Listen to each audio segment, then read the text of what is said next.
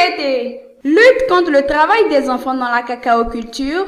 Le but réunit 150 enfants des plantations de Djankobo. Donner la chance aux enfants d'aller à l'école ou d'apprendre un métier conforme à leur âge. Voici le pari que le Bureau international du travail et ses partenaires de l'Union générale des travailleurs de Côte d'Ivoire et de l'Agence nationale pour le développement rural veulent gagner. Il s'agit pour ces institutions, dans le cadre du programme international pour l'abolition du travail des enfants, de faire en sorte que la Côte d'Ivoire en finisse avec le travail des enfants en général et en particulier les pires formes de travail des enfants. Mardi, dans le village de Djankobo, dans la sous-préfecture d'Abengourou, l'équipe du programme international pour l'abolition du travail des enfants, en abrégé IPEC en Côte d'Ivoire, accompagnée de plusieurs ONG et centrales syndicales ivoiriennes et ghanéennes s'y sont donné rendez-vous. Nous sommes là pour apprendre auprès de vous, pour apprendre de vos réalisations, a déclaré Madame Lalena Razafindrako, responsable de l'IPEC Afrique de l'Ouest au Bureau international du travail. À Accra,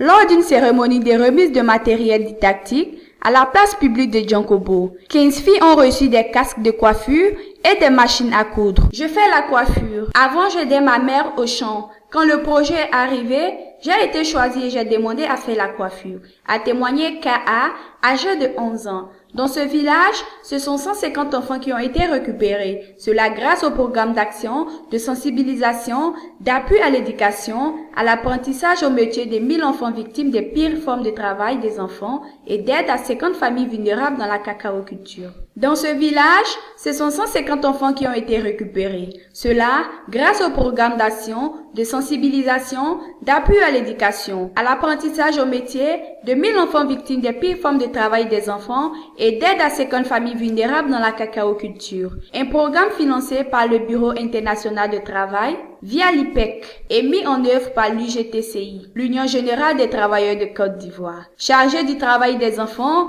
qui est à la charge de ce programme qui arrive à son terme après 2 ans d'activité. Bilan, 15 filles formées au métier de la coiffure et de couture, 5 jeunes garçons dont 3 formés à la mécanique et 2 à la menuiserie, 100 élèves pris en charge, tenue scolaire, cartable, l'ensemble des ouvrages des cahiers. Durant 2 ans dans les écoles primaires de Djankobo 1 et 2.